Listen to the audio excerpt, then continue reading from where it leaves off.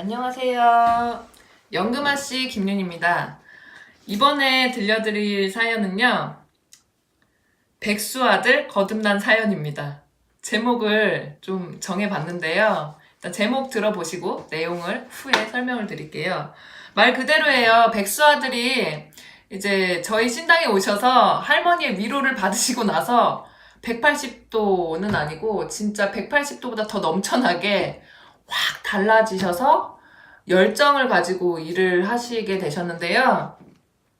30살이 넘으셨어요. 30대 중반에서 후반 정도 되시는 아들분이 계시는데 이 기주님, 대주님이 너무 착하신 거지.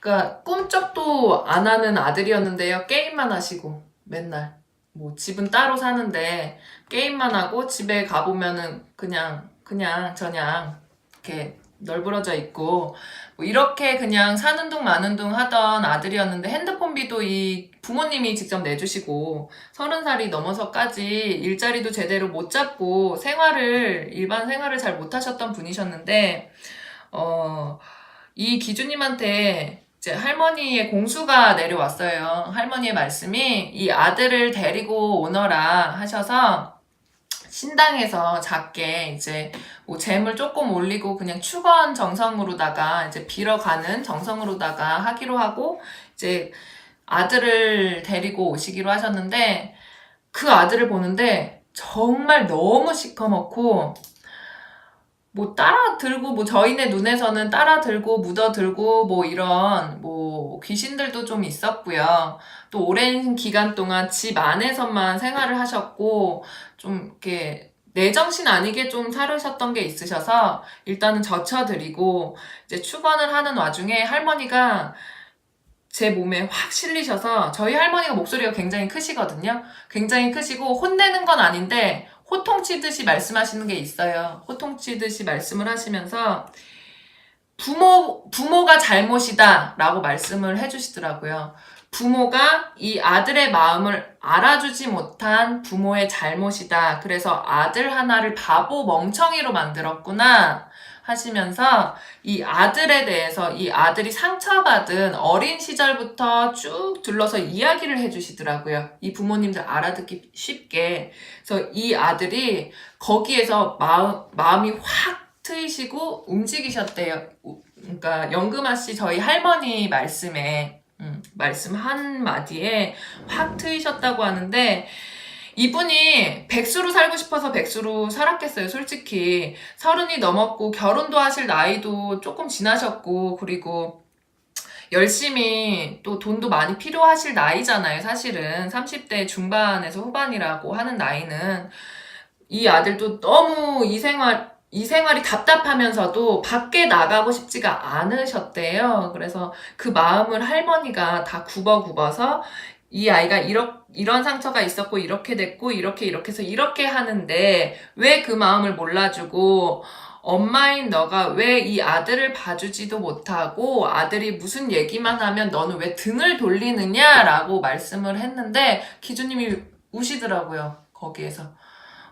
사실은 진짜 아들이 뭐라고 얘기하고 엄마 내 얘기 좀 들어봐. 나 좀 바라봐줘. 나 좀 봐줘. 하면서 얘기를 해주면 너무 싫어서 자기도 모르게 고개를 팩 하고 돌리시고 그냥 다른 일 하시고 막 그러셨다고 하시더라고요. 그래서 거기에서 저희 할머니가 너무 가슴이 너무 이 아이를 보는데 너무 짠하고 안쓰러우셨나 봐. 그래서 저희 할머니가 이 아이의 마음을 좀 다독거려 주시고 그리고 이 아이가 이렇게 일을 하고 이렇게 하면 나중에 이런 사업을 장사를 하게 될 건데 그때 돼서 이렇게 하면 좋다까지 이렇게 이야기를 해주셨고 저희 할머니가 혼만 내시는 게 아니고 화를 내시는 것도 아니고 그냥 욕만 잘하실 뿐이지 위로도 많이 해주시고 좀 이렇게 마음을 좀 가라앉게 차분하게 만들어주시고 품어주시는 기운이 굉장히 강하세요. 그래서 잘한다 잘했으면 잘했다 하시고 안 됐을 때는 얘 이렇게도 해봐라 저렇게도 해보지 왜 그거를 안 하고 이렇게 뭐 하고 있니 이렇게 꾸짖기도 하시지만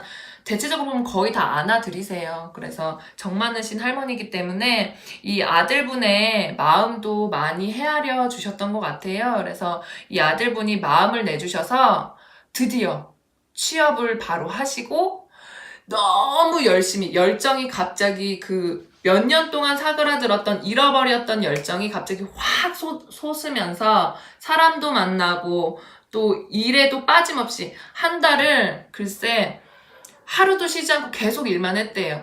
그랬더니 직장에서도 인정받으시고 지금은 이제 따로 나와서 또 뭐 뭔가를 시작을 하시기 직전이신데 그러는 와중이신데 이분이 마음을 잘 내주셨기 때문에 어디를 가자고 해도 잘 안 가던 아들인데 여기를 가자고 하거나 뭐 선생님한테 한번 너가 직접 연락을 해서 여쭤봐라 하면 진짜 아무렇지 않게 스스럼 없이 연락도 주시기도 하고 여쭤도 보시기도 하고 그렇게 지내시는 분이 계십니다.